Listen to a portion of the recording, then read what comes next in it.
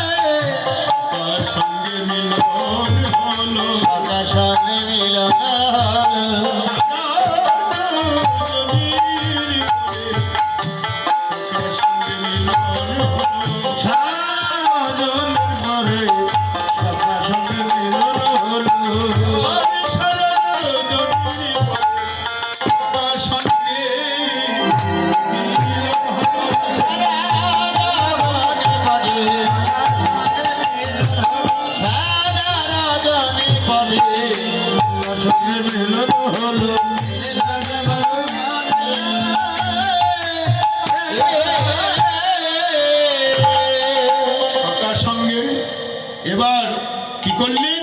যত দাস গণ করিয়া যত দাস গণ করিয়া যতন হইল মুখ চাঁদে হইল মুখ চাঁদে মদন মরণ মদন মদন মরয়ে মদন মোর করিয়া কাঁদে খবরে ভরিয়া কাঁদে মোর করিয়া কাঁদে খবরে ভরিয়া কাঁদে এবার সকাল সকাল রঙের নানার সরঙ্গী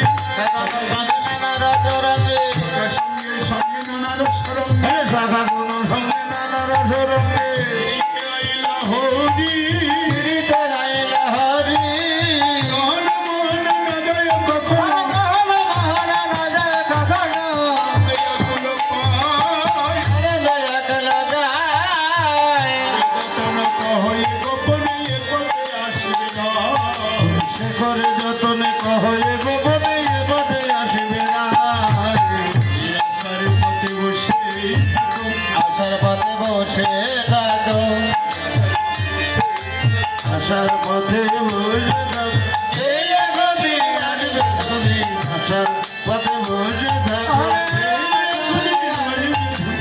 আশার পথে হরিবল হরিবল এই এখনই আসবে তুমি আশার পথে বসে থাকো এই এখনই আসবে তুমি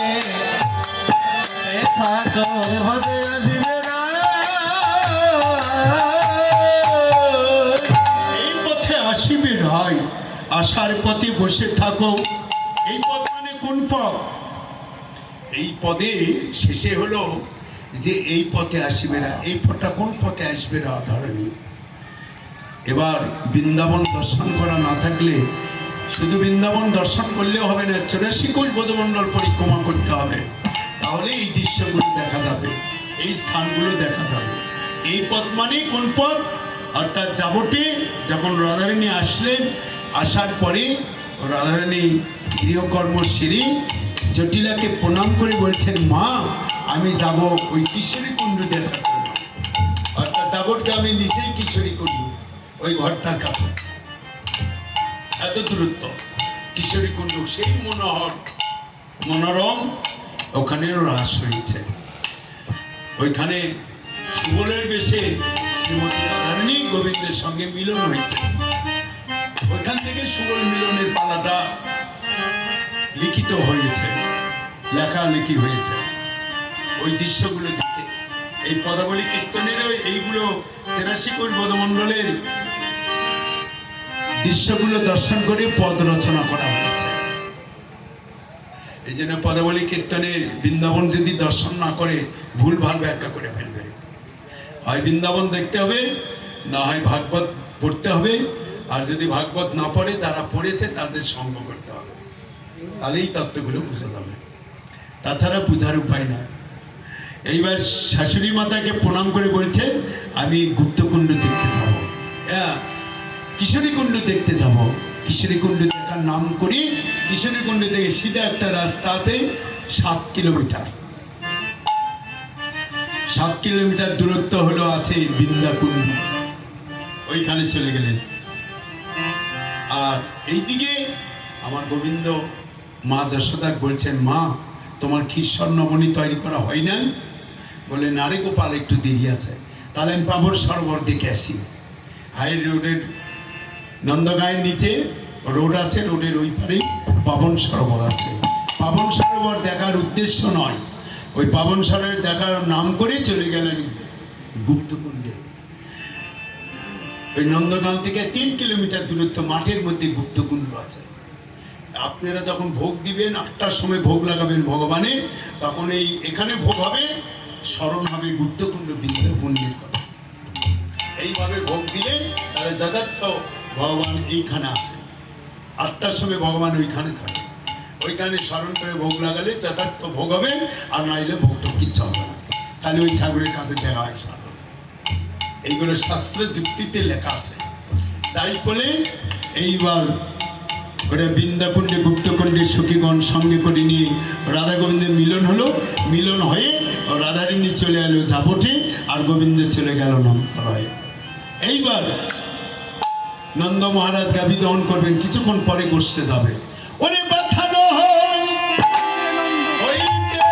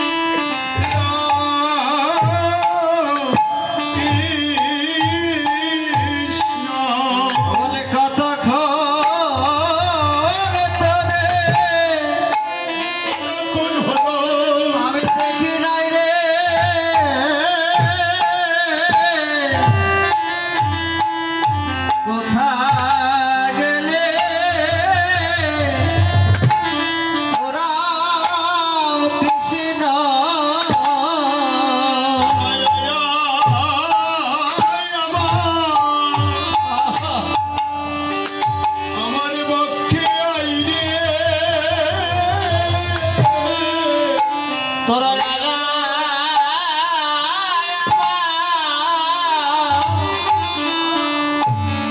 আমার পক্ষে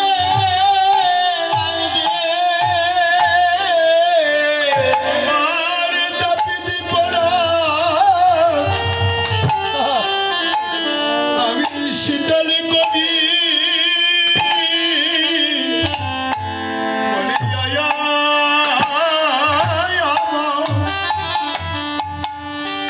আমার পক্ষে আইরে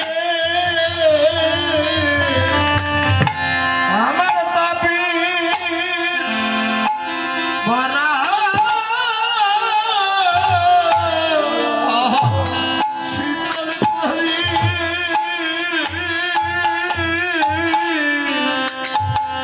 তোরা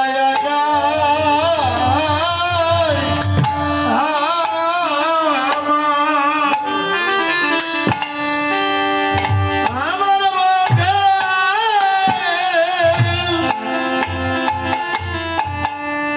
পক্ষে আইরে বলে ধেলো রাম কৃষ্ণ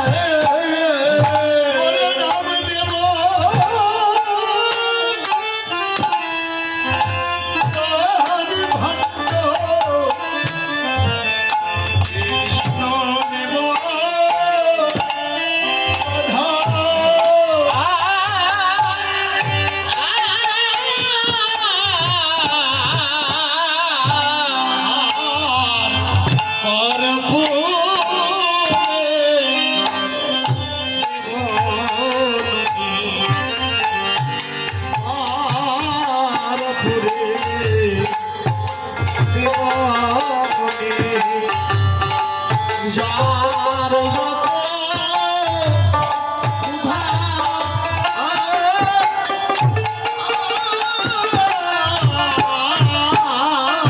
ওরে পায়ের বাধা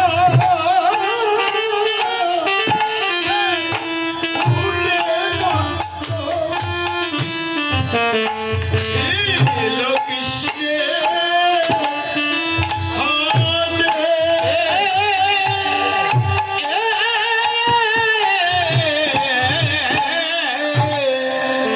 আরে ভগত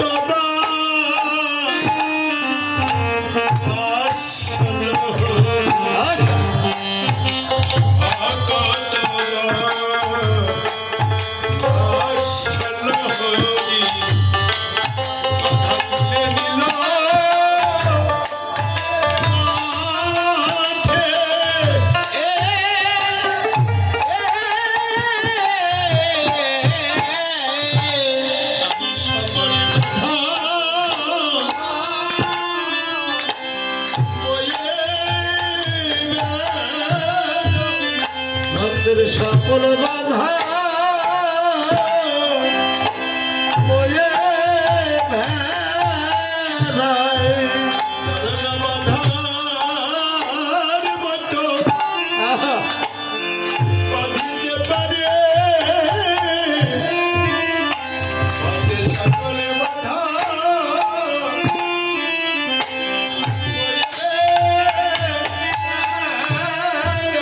সারা বাধার মতো বাঁধিতে পারে ভক্তের সকল বাধা বয়ে বেড়ায়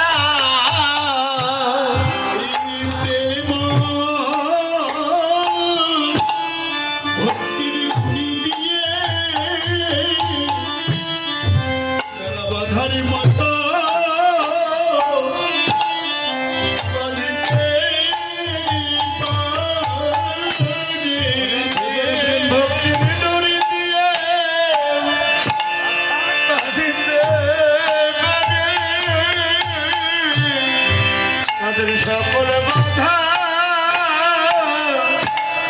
আমি বয়ে বেড়াই। আমি তাদের কাছে বাধা থাকি। আমি তাদের কাছে বাধা থাকি। নয়ন জলে ভাসিয়ে ডাকে আমি তাদের কাছে বাধা থাকি। তোদের নয়ন জলে ভাসিয়ে ডাকতে পারি। আমি তাদের কাছে বাধা থাকি। ভগবানের যে সব কিছু সহ্য করিতে পারি, নয়নে জল সহ্য করিতে পারেন না। কোন ভক্তে নয়নে জল দর্শন করে ভগবানের ভগবত্ব হারিয়ে ফেলে। সেই ভক্তকে কে হৃদয় ছাড়া করে নদী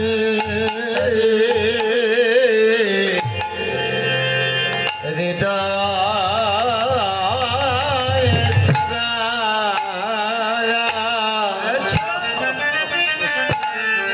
হৃদয় ছাড়া করে নদী ভক্তের নয়নের ভক্তের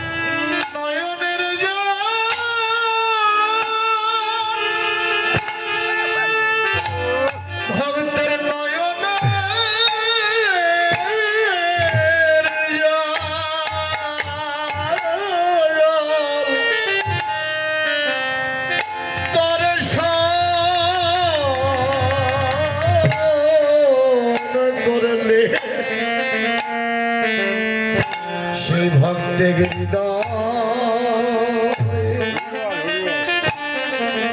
হৃদয়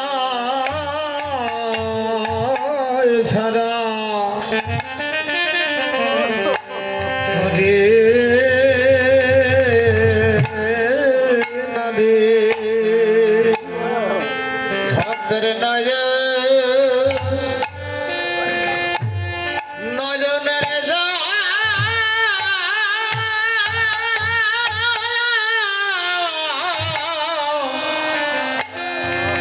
নয়নের জলে দেখলে পারে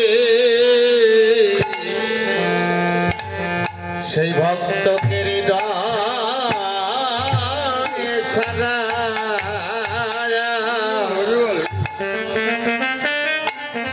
হৃদয় ছাড়া কটে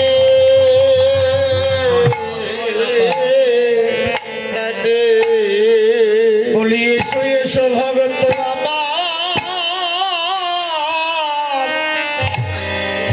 আমার পক্ষে পক্ষে এসো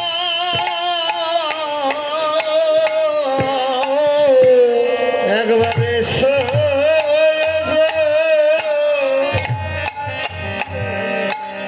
ভগত আমার পক্ষে এই ভগবান কোনদিন ভক্ত ছাড়া থাকে না। ভক্ত ভগবানকে কখনোই ছাড়া হয় না। ভক্ত ভগবানের মহামিলন তাকে তোমার হৃদয় মাঝে গোবিন্দের বিশ্রাম। গোবিন্দ কয়ে মম বৈষ্ণব পরাণ। ভক্তই একমাত্র ভগবানের সম্বল, ভক্তেরও ভগবান একমাত্র সম্বল।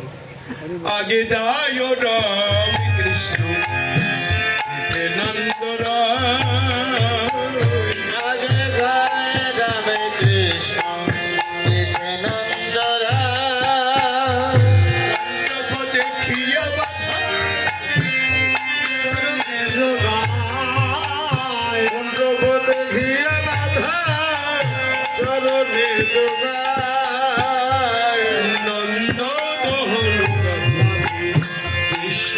বৎস ধরে নন্দ গান গাবে কৃষ্ণ বৎস ধরে শ্যামঙ্গ চাটে কাঁধে